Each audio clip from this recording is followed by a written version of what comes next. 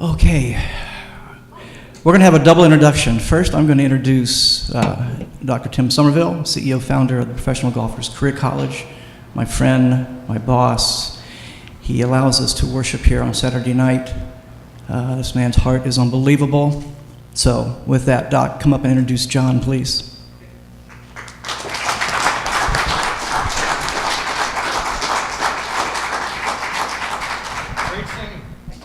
Got some great voices. Wow. Unbelievable. We need you up here. And Elvis. Snow or Neville. I only do that in Vegas for the big bucks. Yeah. Who am I introducing? Well, first of all, behind every great man, there's a great woman. So, Mary, would you stand up because you put up with this guy for so many years.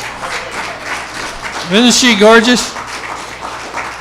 And then my beautiful wife, Sandy, who's one of the great Christian ladies and got a heart of gold. So stand up, babe. Yeah. So she puts up with all my crazy ideas, and there's been many. And she says, "Are you kidding me?" And I said, "No." So Anyway, well, my brother John, you couldn't have had a bigger, older brother, much older, and he got on fire for the Lord and for Israel. And he's made such a great study of Israel. He's been to Israel probably over 70 times now and knows every inch of Israel and has found out that, of course, the Israelites the Jews are still God's chosen people. And they have a great place in history and a great place in biblical history. And if we know about God's word, I mean, we're trying to give a bomb to Iran, and, they can put that together and throw it at Israel to come right back on their own heads, because God will always protect Israel and his people. And I don't know of anybody more knowledgeable about God's word when it comes to Israel. And remember, our Lord and Savior, he is Jewish and will always be Jewish. And so it's, Christian, born-again Christians, they should know something about, what he went through and his life. And no one tells it better than my brother John. So he's a great man of God. He was in the Marine Corps for 30 years till they threw him out. And I went to his retirement, 29 Palms. It was so windy. And it was one of the all-time great retirements. We said, "Is this over yet?" It just blows like crazy out there at 29 Palms. But anyway, you're in for a great treat tonight. So, John, come on up.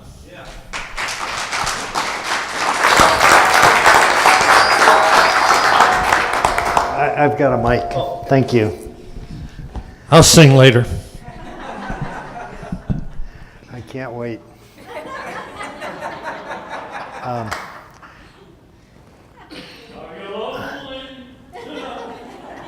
That's why you're lonely tonight. Of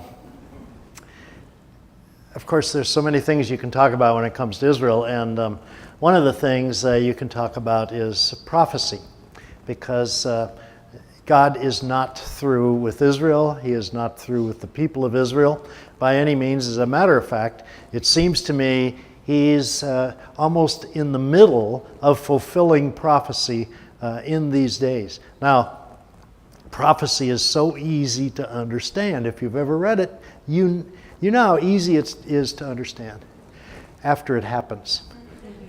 Because oftentimes we get these views of how things are going to work, and I think this is what's going on right now. It's not working the way people have said it's always going to work. It's better than that. But I want to talk about another issue. Is this okay with the voice? Or is that... Sounds funny to me. Isn't it interesting when you hear your own voice, you hate it? Because I was sure I sounded like John Wayne, and it turns out I sound like Mickey Rooney or somebody.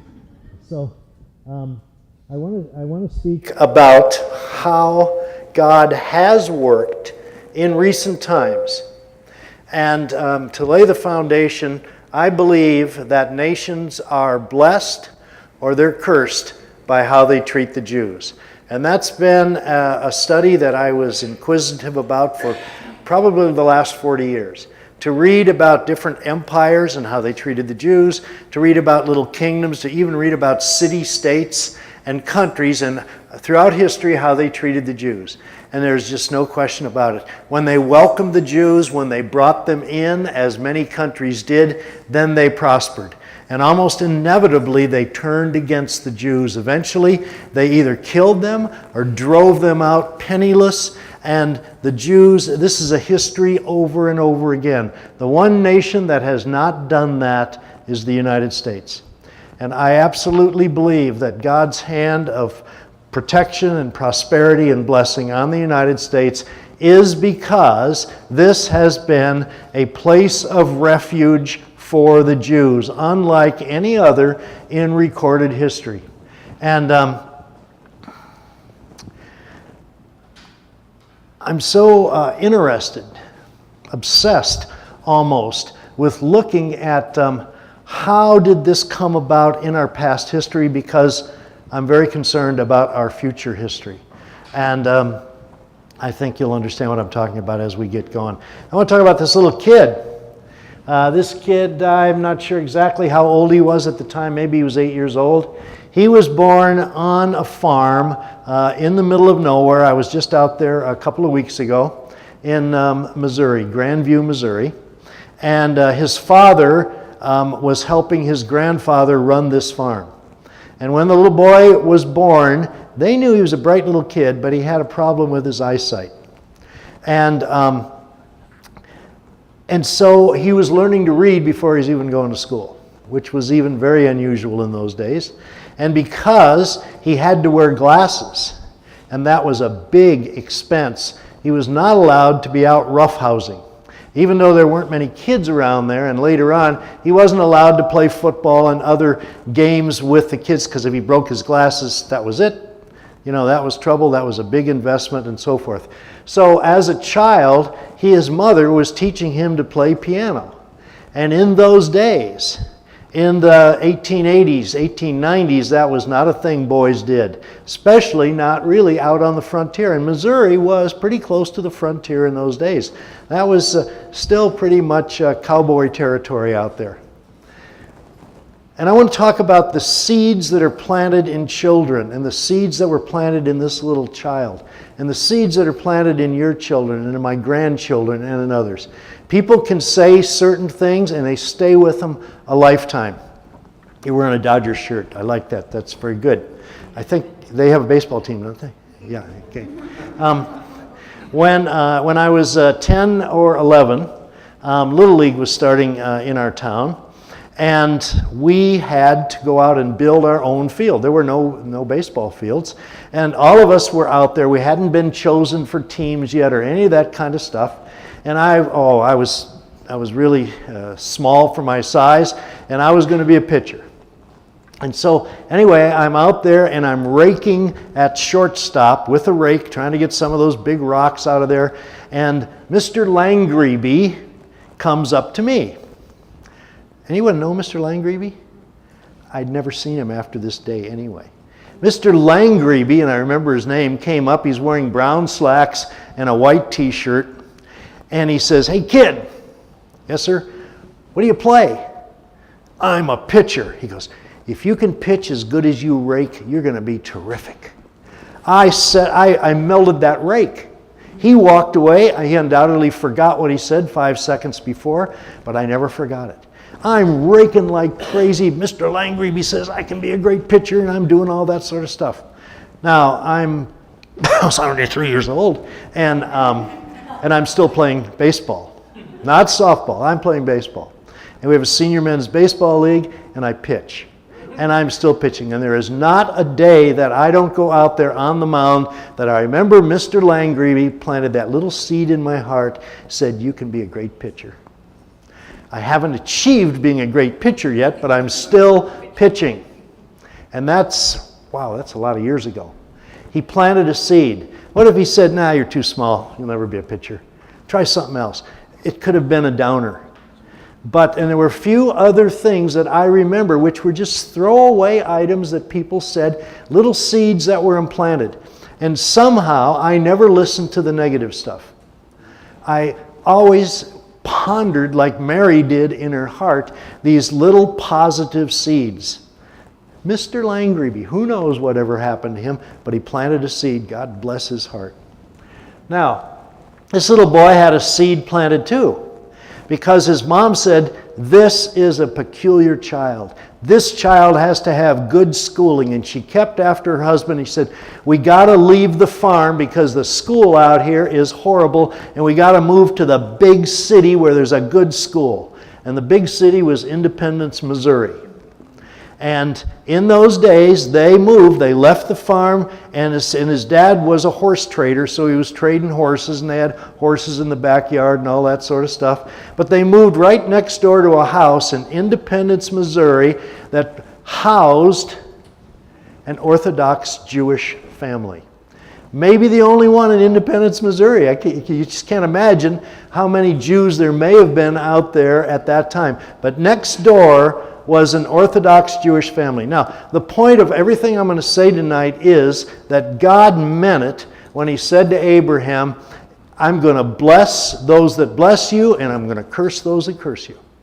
And it's passed on. It wasn't only Abraham, it was Isaac. It was Jacob. Jacob became Israel. He had 12 tribes. That covenant promise was passed on to all of those people, and it says, and it's forever, which includes today.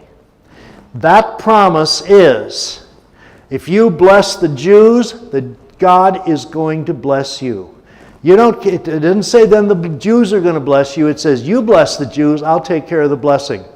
Now, the seed that was planted in little Harry's life, by the way, his name was Harry, and was that when they moved into Independence, Missouri, Harry was allowed to go next door to the Jewish home.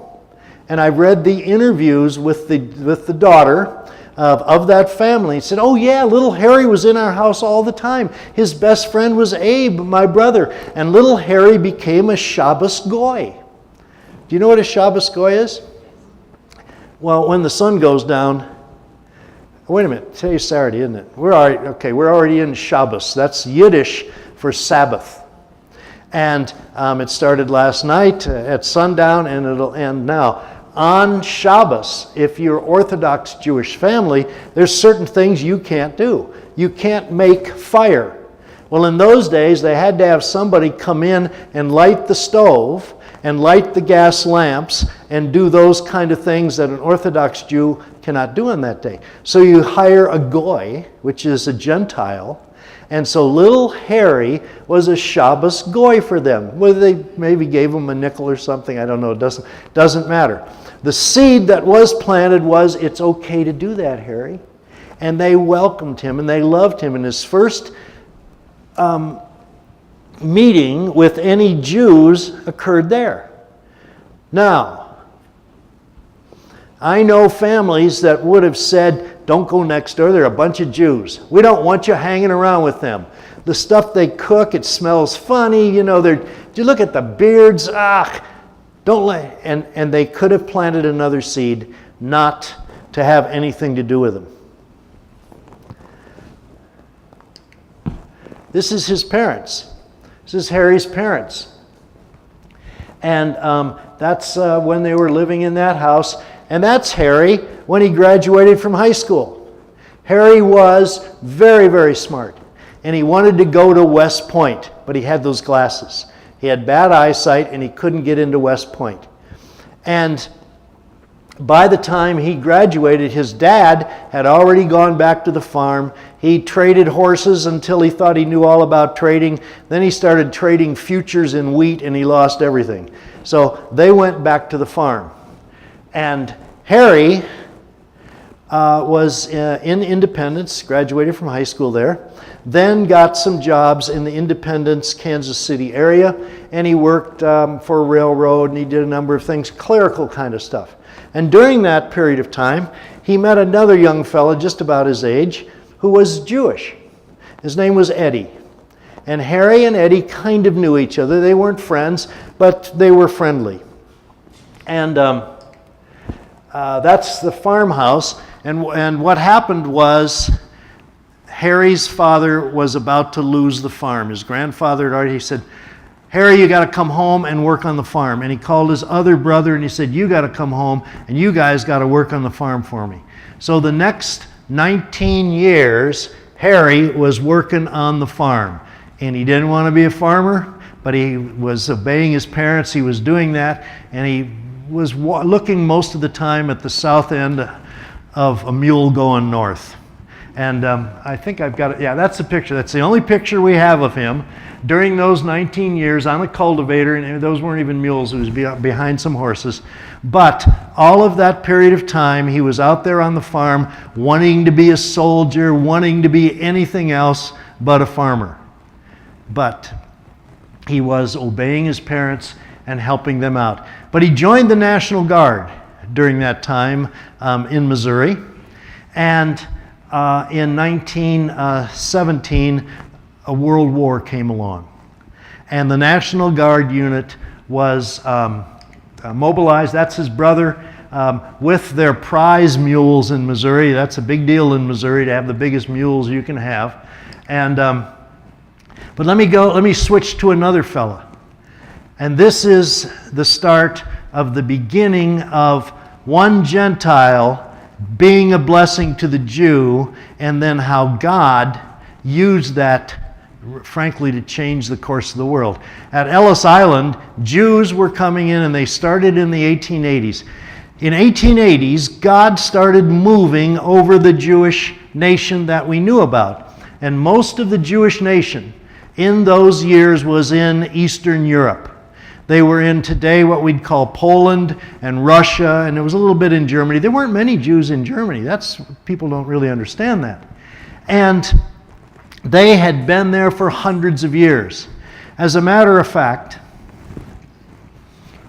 until very recently, the world and the Jews thought that that was the bulk of Jews in the world, in that Eastern Europe. And they'd been there for hundreds of years. And they were terrible conditions. They lived in shtetls, little Jewish communities. It was called the Pale of Settlement.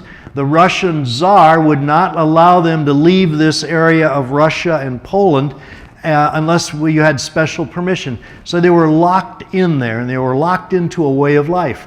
Now, there were a lot of young Jewish men that would come to the rabbi and they'd say, Rabbi, this is horrible living under this kind of oppression. Doesn't the scripture say we're supposed to go back to Israel? And he says, yes, it says that. But we'll all go back when the Messiah comes.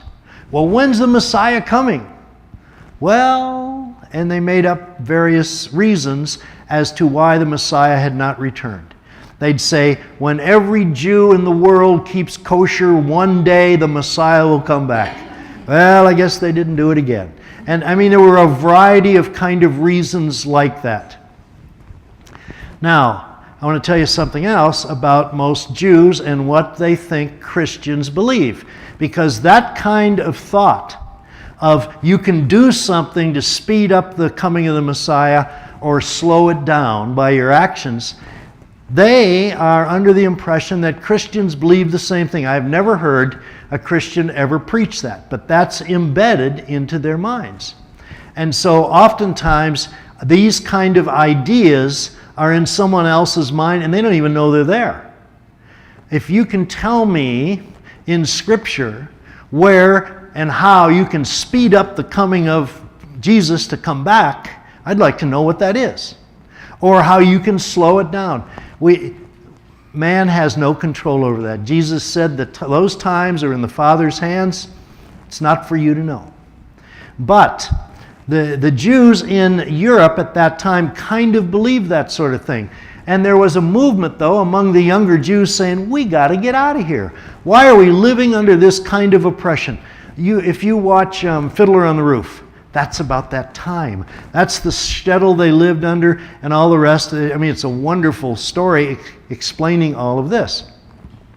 So at that time, in around the 1880s, it seems that God started moving in the hearts of the Jews, and they started leaving. They started walking to Israel. Many of them walked literally thousands of miles to get to Israel. Many of the others left and came to the United States. And in the 1880s, they started coming through at Ellis Island. Jews were coming in. And a Jewish family came in, and they first lived in the tenements in New York City. And they said, this is no place to raise children. And so they left the tenements and they moved to Kansas City. And this is not actually the little boy I'm talking about, but it looks like him, where he's selling papers. The kids had to go to work very early just to make it. Eddie Jacobson was the Jewish boy. Eddie also joined the National Guard in Missouri in 1917. Harry S. Truman was a lieutenant in that National Guard unit, and later he became a captain. Now, there's a big difference between a private and a captain. You have officers, you have enlisted men. Officers and enlisted men do not fraternize for a real good reason. It's not that one's so high and mighty and holy that he can't hang around. Matter of fact, well, anyway, never mind that story. Excuse me. Why? Someday it might be, if you're a sergeant and you're enlisted, and I become your buddy, and I need you to say, you've got to go and take that hill, knowing that a bunch of you are going to die. If you're my buddy, I'll say, I'm going to send somebody else. That's one of the reasons when it comes down to life and death things that you don't fraternize. That sort of stuff has to stay very separate so everyone can do their job. So, not only was Harry, and he described himself as a shell-backed Baptist, a hard-backed Baptist, and Eddie was a Jew. Those two kind of things didn't necessarily get along to start with. Secondarily, an officer and an enlisted private did not pal around together, but something happened. They had met each other when they were teenagers, and before they went to France to fight in World War I, they went down to Oklahoma because it was an artillery battery, and they went to Oklahoma to fire, to use their artillery to shoot cactus, and there wasn't much else in Oklahoma in those days. And when they got down there, Harry said to Eddie, hey, you know what we need? We need like a canteen. We could sell coffee and donuts and pop to our troops, and any profit we made, we could buy baseball bats and baseballs and footballs, and they could have recreation materials, and it's still how the PX system works. The profit they make goes to the soldiers. And so, on their own, they set up a canteen. And it worked beautifully. And you can read Harry's diary and letters he wrote to his girlfriend named Bess saying, and I'm doing this with a Cracker Jack, and he's a Jew. Like, what a surprise. But and what we might look at today and say, well, that was sort of anti-Semitic, the stuff that he would write. It was just the way they talked back in the 1880s and 1890s. But this was a very unusual connection.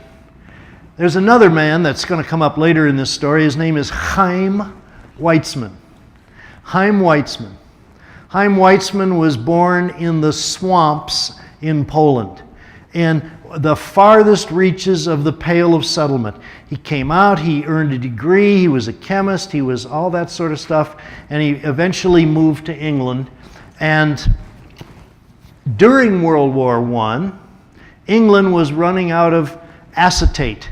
They didn't have it, and it was part of how they made gunpowder. And Chaim Weizmann was asked as a chemist if he could do anything about it. And he discovered a way to make acetate, and it was one of the factors that kept England in the war and eventually caused them to win the war. So he was elevated at a point where he really had a standing. He'll be back into the story later. So Eddie and Harry, this is their unit, they went to France in 1918 and they fought in the Great War. And they fought very well. When the war was over in 1918, they came back to Missouri and they were demobilized. And Harry was not going back to the farm. And Harry and Eddie said, hey, we really worked together good before we went over there. Why don't we open a store? And Eddie said, I've been selling shirts and clothing. I know the haberdashery business. And Harry said, I'm great at keeping the books, and let's do it. And they opened this store, and it's right next to the Muhlenbach Hotel in downtown Kansas City. And for the first 2 years, they really hit it off. All the boys from Battery B were coming into the store all the time, and they'd buy an occasional shoestring or a shirt or something like that, and they were doing fine, and a recession hit in, I believe it was 1921. It was a short recession, but it was enough. It caused them to go bankrupt. And that's the newspaper. It says, save your money, we're going out of business, sale, Truman and Jacobson. And they went bankrupt. Now usually when you have bankruptcies and you have partners, lawsuits start. You didn't advertise what I told you to advertise. You bought too much of these shirts. You did this, you did all that kind of recriminations. It didn't happen with these guys. They spent the next 12 years paying off all of their debts. They paid off every dollar that they owed. They did something else. They remained friends. And by this time, Harry had married his girlfriend, Bess. It took him about 12 years to convince her that she ought to marry him, because nothing Harry did was good enough for his mother-in-law. His mother-in-law owned the biggest house in Independence, Missouri. It's still there. You can go there and visit it. And she had a lot of rules. And one thing was she didn't want her daughter marrying that farmer, Harry. But eventually she weakened. But she had another rule. No Jew will ever be in this house. Yet Harry's best friend was Eddie Jacobson. And so through those years, while he's living in his mother-in-law's house, just about every week he would leave the house, go over to Eddie's, have dinner, and they'd go out and play cards, and they kept this friendship going instead of it turning into recriminations. And you can imagine what it was like in that Baptist church. Well, Harry, we told you, you were unequally yoked with that Jew. You know, you shouldn't have gone in business with that Jew, and all that sort of stuff. That didn't faze Harry one bit. And because Eddie never went to a synagogue, nobody was saying that to him over there, but who knows what it was. But they kept that friendship. So when the business failed, Harry went into politics. And he ran for judge in the Eastern District of Jackson County. And it wasn't a legal judge. He was actually the county manager, but the title was judge. And it was a very crooked operation. All of Kansas at that time was under the sway of one big political party. Everything was as crooked as could be. They paved all the rivers because the cement company was in the back pocket. They did all this. And yet Truman fought this. He did all kinds of things to be very honest and the way he operated. What did Eddie do? Eddie went back door to door selling shirts and ties. And during that time, they paid off their debts. And this is much later in life, and they remained just the closest of friends until Eddie died. Now, in the intervening years, Harry Truman runs for Senate. Nobody gave him a chance. They didn't know anything about him. There was no money behind him. And for some reason, and I think God was behind it, he got elected from Missouri. He went from being a county administrator to a U.S. senator. And nobody paid any attention to him when he got to D.C. And then, after 6 years, he decided he'd run again, and nobody was going to back him. He ran a campaign. He drove his car all over Missouri, slept in the car, couldn't afford hotels. When he'd see a farmer out in the field, maybe his tractor got all wrapped up in some barbed wire stuff, Harry'd jump the fence, lay down in the mud with him, get the wire out, do these kind of things. Nobody gave him a chance of ever being reelected, and he was reelected. Now, on the 6th of October 1943, we were already in World War II. We were in the middle of World War II. Of course, when you're in the middle of something, you don't know whether it's the middle or not. You don't know how many years there are to go.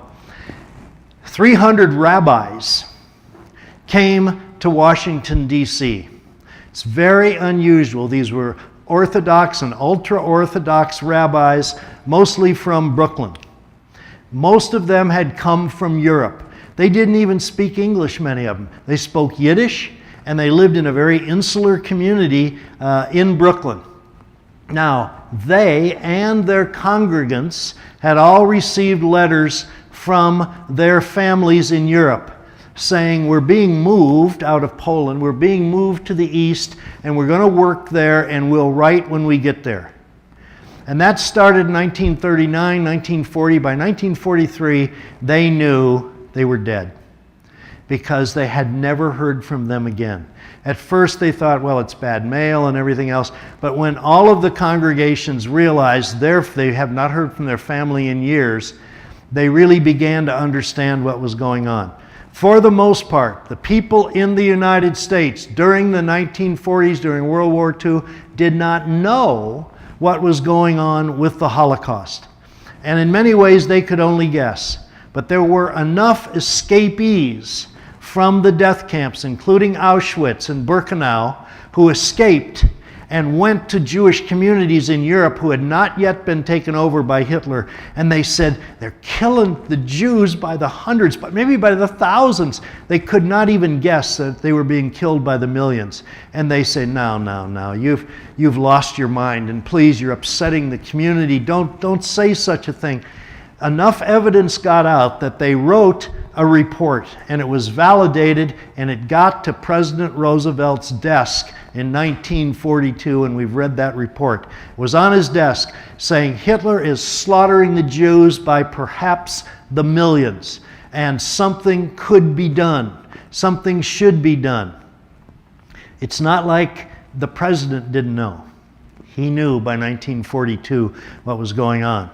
By 1943, these Jewish rabbis said, we can't awaken the country to this. We try to get ads in the papers, we try different things. It's just, people say, oh no, you're imagining this. So they said, here's what we'll do. We'll go to Washington, D.C., because there's only one person in the world who can do something about it, and that's the Commander-in-Chief. That's Franklin Delano Roosevelt. And we know that he is such a godly man. If he ever knew the truth, he could change things in a heartbeat. He's the only person who could tell our bombers who were bombing Eastern Germany and Eastern Poland to stop bombing the ball bearing factories for a week and bomb the railroad tracks going into Auschwitz. I've seen these photos. We had aerial photos, U.S. aerial photos of the death camps. And it showed people lined up, frankly, going into the showers and going in, being carried in. It's there. The evidence was there in 1942, and you can see it today if you go to the Holocaust Museum. So they said, there's only one man that can change the outcome of this, and that's the Commander-in-Chief. And the Jews voted for him. 99% they voted for FDR over and over again. He'd already been voted in 3 times. He was getting ready to run for the 4th time, and he had the Jewish vote. It wouldn't have mattered what he did, he'd get that Jewish vote, much like Obama today. So on the 6th of October, these rabbis came to Washington, D.C. Most of them didn't speak English. Some of them could have been here all of their lives, but when you lived in that little Orthodox community, you didn't need to speak English. But they came, and they came against much opposition. The opposition to them coming was from other Jews. Jews who were assimilated in the U.S., who were in the government, who were in banking, who were as American looking as you and I. These Jews said, don't come to D.C., it's an embarrassment. Look at you. You wear all that black. You've got all those beards. You look like something out of the 1700s. Look, we can get to President Roosevelt. We can make him understand. You guys, you're an embarrassment to us. But they came anyway. And they thought they had an appointment with Roosevelt. This is an excerpt from a little, it was way back, buried in the New York Times, and basically it said, this was the next day, that these 300 rabbis came. They came to the Lincoln Memorial. They prayed for victory in the war. Remember, we're midway in the war. They didn't know it, but already 1.5 million Jews had died, and there were going to be 6 million all told. And it said they sang the national anthem. It said they sang it in Hebrew. I think they sang it in Yiddish. And they prayed for the President of the United States. They prayed for our armed forces. They prayed for victory in the United States. What about Roosevelt? What was his relationship to the Jews? I'm not going to go greatly into this, but he was a politician. He was the ultimate politician. And people would say when you got a 30-minute appointment with FDR, he'd welcome you and he would tell you stories for 29 minutes. You came in there with a reason to see him. You wanted something done. He would tell you stories, just talk and say, thanks, I understand why you're here. Great, don't worry about it. Thanks for coming in. And the next person would come in. People said, and then the Jews who were trying to get to him in his administration, they knew, first of all, that you didn't raise the issue of the Jews with him. Because if you did, you were gone. Didn't matter how well you had served him or anything else.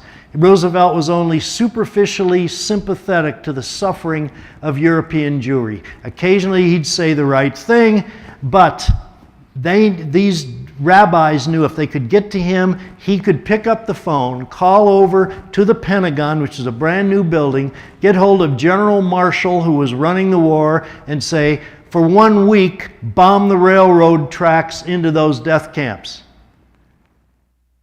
But the standard answer was, as soon as the war is over, the best thing to do is to stop the war quickly, and that'll save lives. Let's see. Anyway, I'll skip some of this stuff. Next to him is Henry Morgenthau. And Henry Morgenthau was a Jew who lived near Roosevelt up on the Hudson. He was a very wealthy man, and he was the Secretary of the Treasury for many years. And he was a Jew. But he wouldn't say anything to Roosevelt. And Roosevelt said to him one time, and to a Catholic appointee, Leo Crowley, he said, this is Roosevelt saying, you know, this is a Protestant country, and you Catholics and Jews are here only under sufferance. We suffer you. We allow you to be here.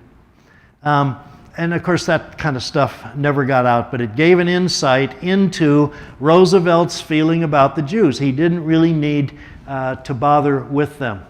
And I'll tell you this, though. By 1944, Morgenthau had it. And he put so much pressure in the papers and everything else on Roosevelt that Roosevelt came up with a board in 1944 to see what could be done about rescuing not only the Jews but the others under Hitler. And a guy named Raoul Wallenberg came out of nowhere. Raoul Wallenberg was a Swede. He went down to Hungary. In the last 6 months of his life, he saved almost 500,000 Jews.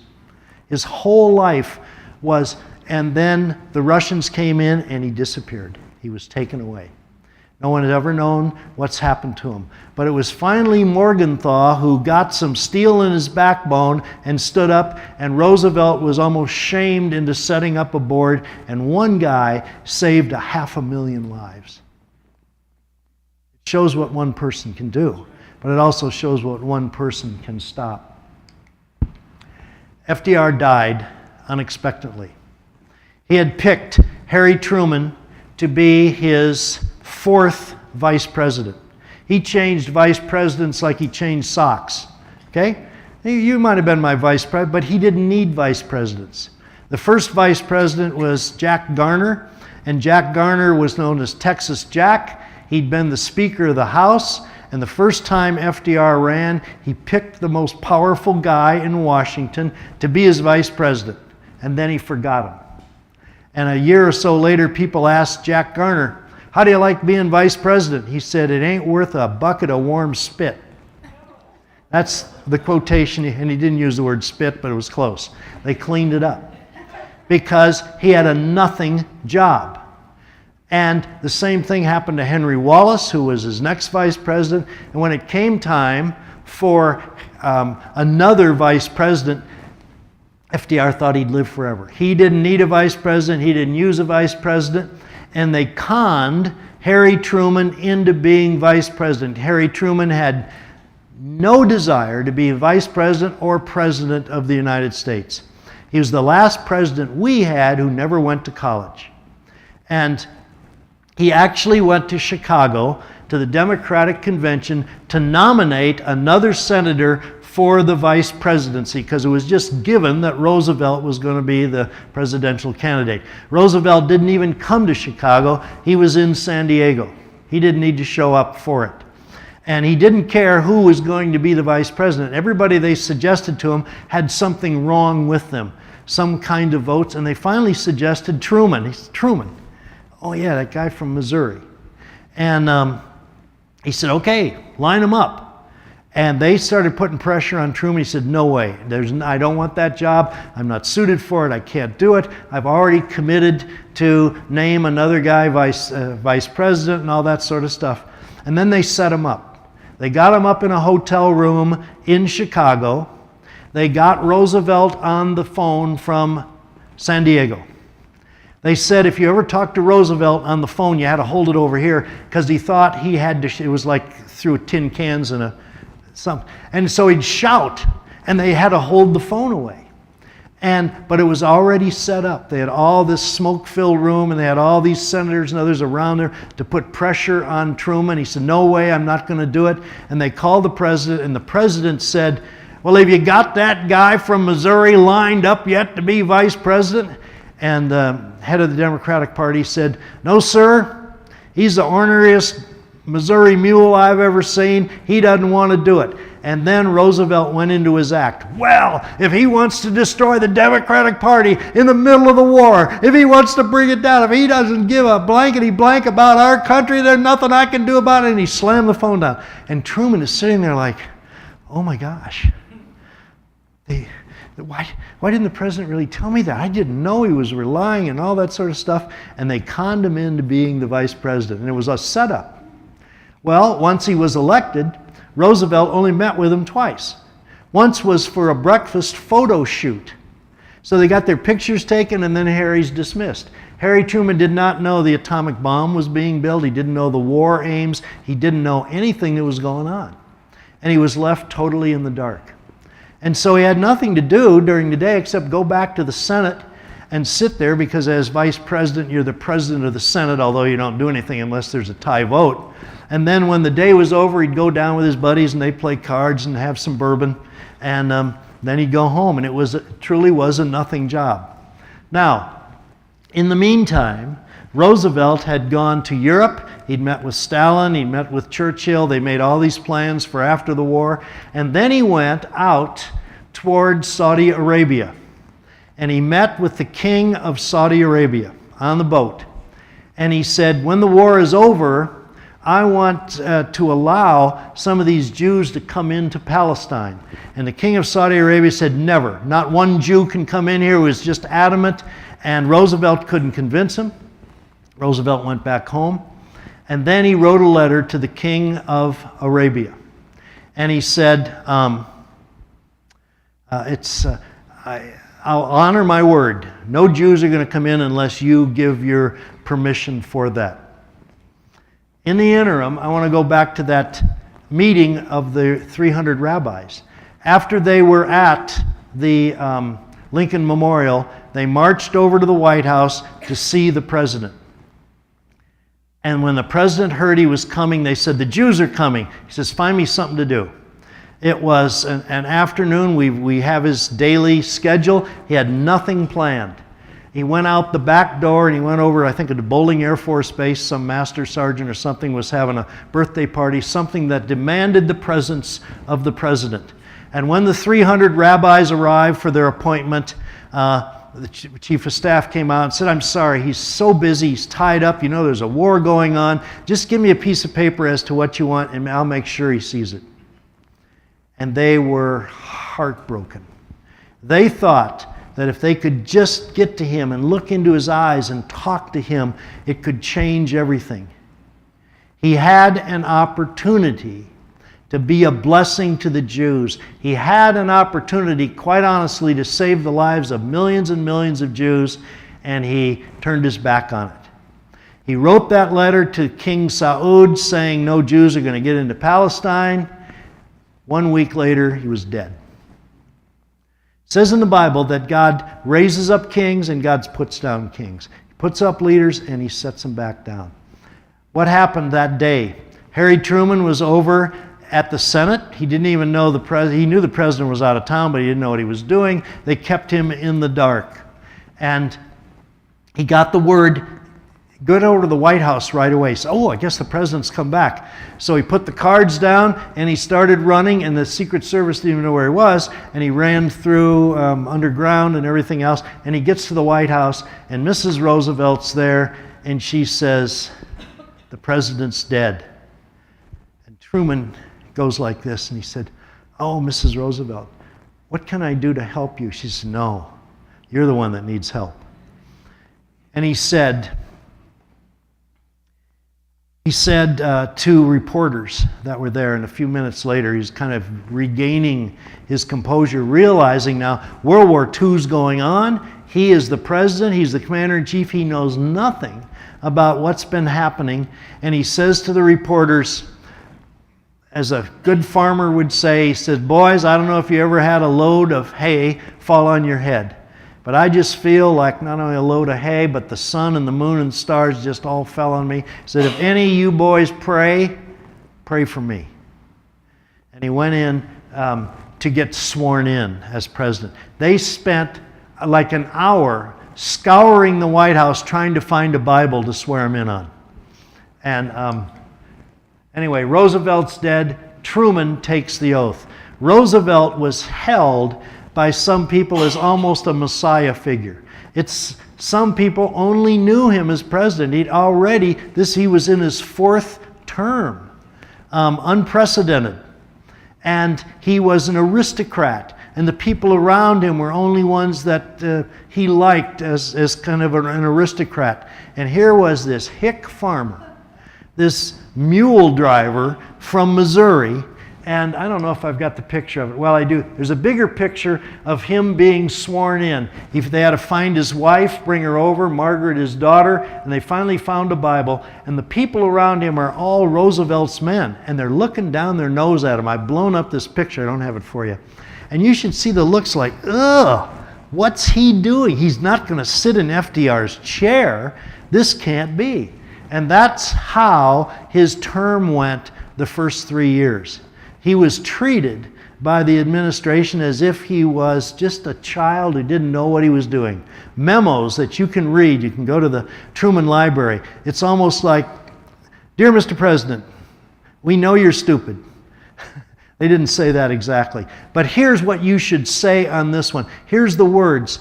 Harry Truman was a brilliant man, and he was self-taught, well-read, probably much more better read than Roosevelt was.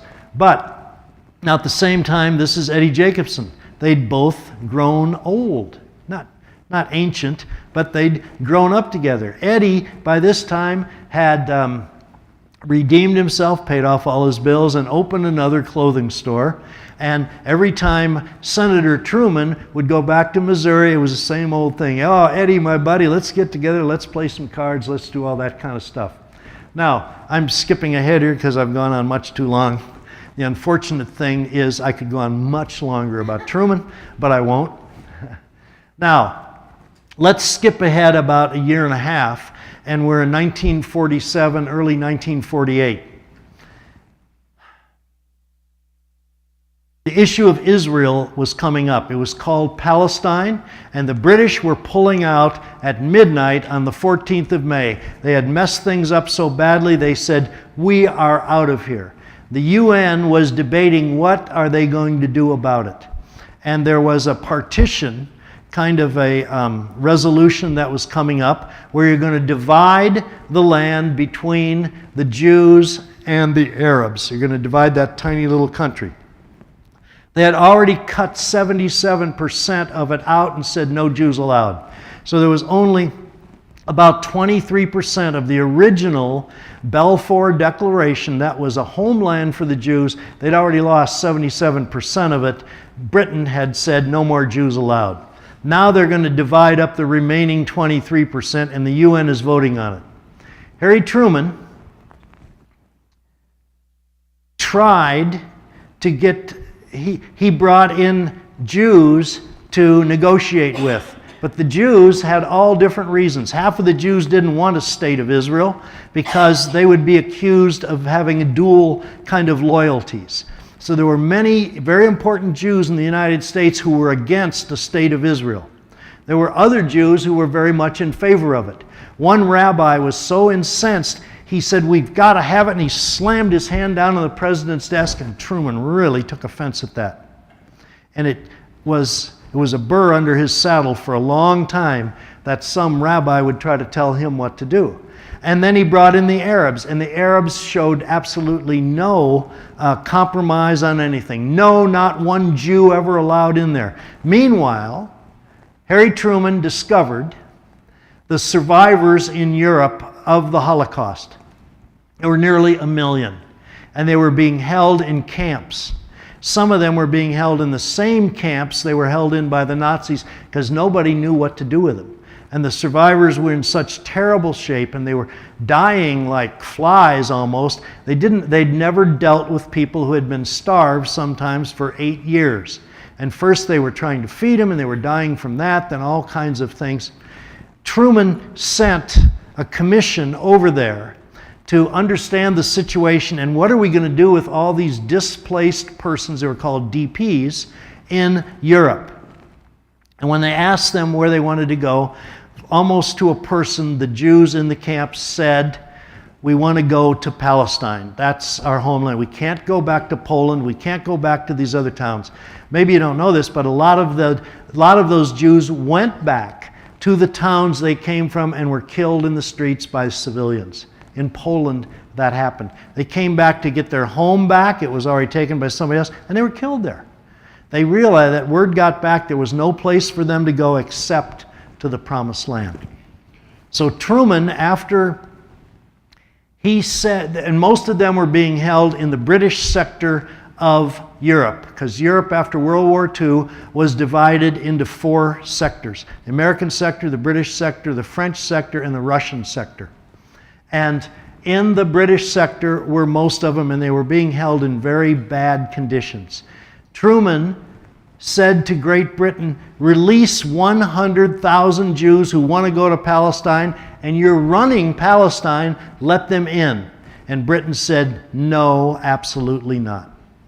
And so Truman was trying to be a blessing to the Jews, but he couldn't deal with the Arabs, he couldn't deal with the British, he couldn't deal with the Jews, and finally he came to the point where there was going to be a vote in the UN, and he was so frustrated by it, he said, "That's it, I'm washing my hands of this just like Pontius Pilate. Let the UN decide what they're going to do with the Jews. I'm not going to do anything about it, and I'm not going to have the United States pressure other countries into voting for Israel." And he said, "That's it, sign on his door, no more talk about the Jews." The Jews in Israel, in Palestine at that time, said, "Oh my gosh, if we declare a state and the United States doesn't back us up, we're sunk." They were under British control. the Brits were arming the Arab countries, and if a Jew was caught with a weapon, it could be the death penalty inside of Palestine at that time. Meanwhile, they were arming the Arabs. And they said, if the United States does not recognize it, we shouldn't declare a state. And there was great pressure from the Secretary of State, who was George Marshall, who had been in charge of the military. He was the most revered man in the United States. Truman almost worshipped him. George Marshall and George Marshall said to Truman, if you vote for the Jews in the next election, I won't vote for you. And Truman was stunned by that. And the administration, everything was against him wanting to recognize the state of Israel. And it was at that point that the people in Israel were flummoxed. And there was a guy in New York who had just been in Kansas City, and they'd given a B'nai B'rith award to some guy out in Kansas City who had a clothing store. And when they figured, they said, wait a minute, there's a guy who knows Harry Truman. Maybe he can get in there and talk to Truman. And they're in New York City, and they say, I can't remember what the guy's name was, Jacobs or something. And they're calling all these numbers in Kansas City, and it's the middle of the night, and they're running out of change. Get some more quarters. And they're calling, and they finally wake up this guy, and they said, are you Jacobson who knows Truman? He goes, yeah, I am. Well, you got to go speak to the president, because it's really important, because he says, I have never asked a favor of the President of the United States. And I'm not, he said, you're a Jew, aren't you? He said, yeah, I am. Don't you know what's going on in Palestine? Yeah, I haven't paid much attention to it. Well, you better get educated right away, because Jews are dying and you can make a difference. Get on a plane and get here. Well, he got his own money in Kansas City, flew to New York City, and they put him up in a hotel and they educated him on what was going on in the Middle East, because he really didn't know. And then he was a quick learner. And by the way, I have his handwritten notes. I went to the Truman Library, and his exchanges with Harry Truman, they're written out in longhand, and I was able to copy them. So I'm able to give you a good idea of what that conversation was like. Of course, it wasn't recorded. And I'm going to cut it real short. I know I've gone on for a long time, but I want to tell you what happened and how God intervened, and how the fact that a seed was planted in a little child who found Jews were acceptable in a day and age when they weren't, and how this blossomed, and how at the most critical time when Truman said, I have had it, I'm not doing one more thing for Israel, Eddie Jacobson, again, took all of his savings out, got another plane, and flew to Washington, D.C., got there on a Saturday. He told his daughter, he said, honey, I'm spending all of the money I was going to leave to you. She said, Dad, you got to do what you got to do. He got to Washington, D.C., and maybe I've got, well, this, I got some other pictures. This was a great argument that took place in the office when Truman finally decided he wasn't going to do anything about it. But on that Saturday morning, Eddie Jacobson shows up in Washington, D.C., and he goes to the White House without an appointment, without any kind of clearance, and he starts walking into the White House and then into the Oval Office. And he's stopped by the Chief of Staff. He said, Mr. Jacobson, I know why you're here. Please don't raise the issue of Palestine with the boss. His blood pressure is going right through the top of his head. He doesn't want to hear about it. You don't know the fights that have gone on here. He's been stabbed in the back by everybody on this issue. He's washed his hands of it. And Eddie basically either didn't say anything or he said what the Blues Brothers said, I'm on a mission from God. And he walked in. And this is a replica of the Oval Office from Harry Truman's time. And you can see over on the right-hand side, there's kind of a bureau there, and it looks like a little statue on there. And that's very key. And if you go to the Truman Library in Independence, Missouri, you walk in there and you can hear a recording of Harry Truman welcoming you to the office. He had a little television set there, probably the first president who ever had one. And so Eddie Jacobson walks in that morning, and Harry looks up and he goes, "Eddie, oh my gosh, it's so good to see you." He said, "This place is a snake pit. Bess and I had to go down to Key West last week just to get away from here for a couple of days. No matter what I try to do, they twist it, they turn it, they stab you in the back. And how's things out in Missouri? Has the rain stopped? Have the farmers got in the field? Have they planted yet? And you got the old boys are just talking back and forth." And then Eddie said, according to his notes, he said, "Mr. President," and immediately Truman stiffened up, because he knew what was coming. And it changed the tenor of everything. It was no longer Harry, it was Mr. President. He said, "Mr. President." Do I have a picture of that? Well, anyway, he stiffened up. You know, it's not easy to find pictures of this. And he says, "Mr. President, I wish you would reconsider your position on Palestine." Reconsider? What are you talking about? How dare you? You don't know what those Jews did to me? Those Jews and that rabbi slammed his hand down on the president's desk, and I can't make sense out of all of the rabbis and the Arabs. They won't listen to one thing or another. And he's going on, and Eddie said, if I had known him all my life, he said, this was the most anti-Semite tirade I ever heard. He said, I know there was no changing the mind of that Missouri mule. He was not going to recognize the state of Israel. And he said, tears are streaming down my face. He said, this is the end of any friendship we ever had. And he said, I knew I could not convince him. And then he said, I looked over and I saw that statue. And I went over to that statue and I put my hand on it. And I said, Harry, no longer Mr. President. Harry, when you and I had our store together, you were always in the back room reading about this guy, Andrew Jackson. You probably know more about Andrew Jackson than any man alive today. He's your hero. And when you were the manager of Jackson County, you had a big statue built, which is still there. And this is a copy of it. Andrew Jackson's your hero, isn't he? Well, I want to tell you something. I got a hero too. And I've never met him. But I think he's the greatest Jew alive today, and his name's Chaim Weizmann. And he's an old man.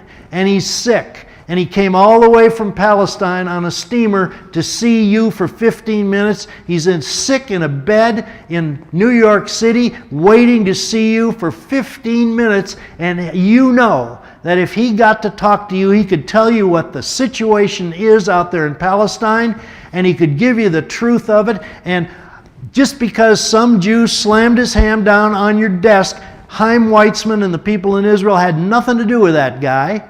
And I can't believe that your hide is so thin that that's stuck under your saddle all these years.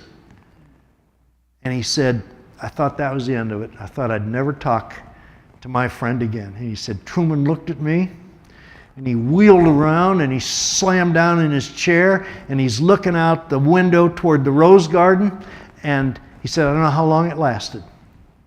Could have been 20 minutes, could have been a minute, and then I felt it was happening. I could see by the back of his head. He turned around, and he looked at me. I don't know if I got it up here in a picture. That was the conversation of Weizmann. Maybe I don't have it. Anyway, that's not exactly what he said. He turned around and he said he looked at me through those thick glasses, and he said the most endearing words I've ever heard from a man's mouth. He said, okay, you bald-headed son of a bitch, I'll see him. So they talked to each other. 2 days later, they snuck Chaim Weizmann into the White House through the back door. Chaim Weizmann had a 15-minute meeting with Truman that turned into more than an hour, and he changed his heart. And he knew that it was the godly thing to do to recognize the state of Israel. He promised the old man that he'd do it.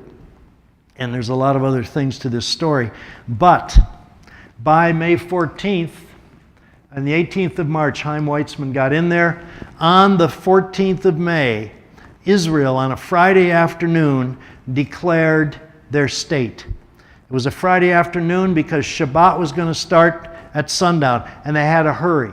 And it was a top secret meeting place where they were going to do this great event.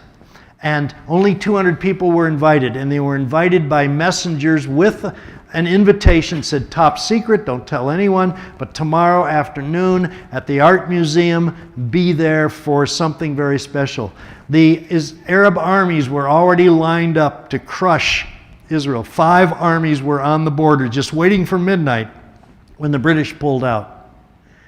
And when David Ben-Gurion arrived that afternoon to declare the state of Israel, there were probably 10,000 people there. And the Jews all laughed. They said, tell somebody a secret, and everybody knows it in no time. The tops of the buildings were full. The street was full. This was an incredible target because it was only within hours that the Egyptian bombers started bombing Tel Aviv. But they were there for this event. And David Ben-Gurion announced that the state of Israel was being reborn. After 2,500 years, the state of Israel was reborn.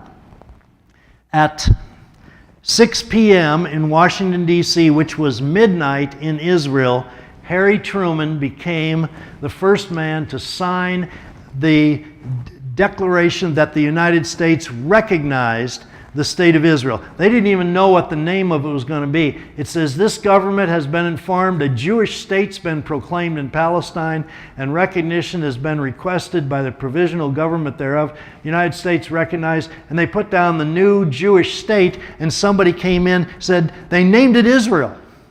Because it was right up until the beginning of the meeting, nobody knew what that country was going to be named. They were arguing over it. Some of them said we should call it Zion, others said Judea, and finally Ben-Gurion said, I'm not having any more arguments, it is Israel. But they didn't know in Washington, D.C., and so when the document was printed for Truman to sign, they didn't know. But somebody came in and said, no, sir, it's called Israel. So it's scratched out, and he wrote it in, and he signed it, approved, the 14th of May, and at the bottom you can see it says 6:11. 11 minutes after 6, which was 11 minutes after midnight. It was at midnight when the British mandate expired. We were the first.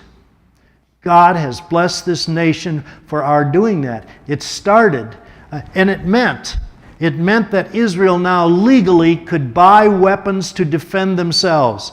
11 minutes earlier, without the recognition of the United States, they couldn't buy all these weapons in Czechoslovakia that were left over after World War II to defend themselves against the Arab armies who were that morning rushing in to crush them in the bassinet, as it were.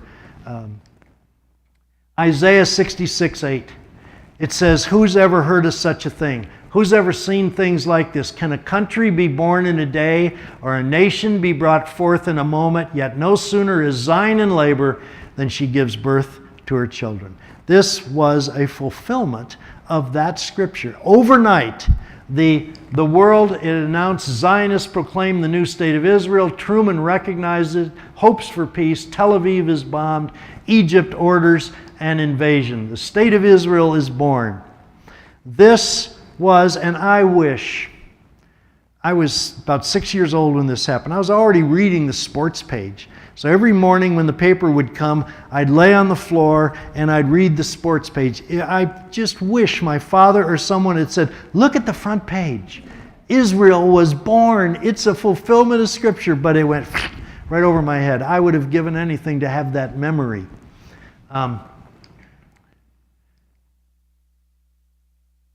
If you remain silent at this time, relief and deliverance for the Jews will arise from another place, and who knows, you've come to your royal position for such a time as this. This weighed on the heart of Eddie Jacobson. Eddie could have avoided going to Washington and antagonizing Truman. He knew, I forgot to tell you, he'd already written a letter to Truman saying you got to recognize the state, and Truman wrote back and said, no, I can't do that, all that sort of stuff. He could have remained silent. He risked his best friend and all that kind of stuff to do this. And God changed the course of our country, and I believe the course of Israel, working that way. He did it through Lyndon Johnson, and he did it through Richard Nixon. 2 other guys who probably should never have been president. These accidental presidents have been put into positions for times like this. I believe our president today has the opportunity to reverse what he's doing and to be a blessing to Israel, to say this stupid treaty with Iran is ignorant and it's crazy and we're not going to go through with it. He can do things like that. God touches the heart, it says in the Bible, of the king like a water course, and he can change it whichever way he wants to go. Or he can remove him. And, well, I don't know. It's all up to him, or leave it go. Who knows where we are in those times. But anyway, this was an example of how God blesses people if they are a blessing to Abraham's descendants. And you want your life to be a blessing? Do you want to be blessed by God?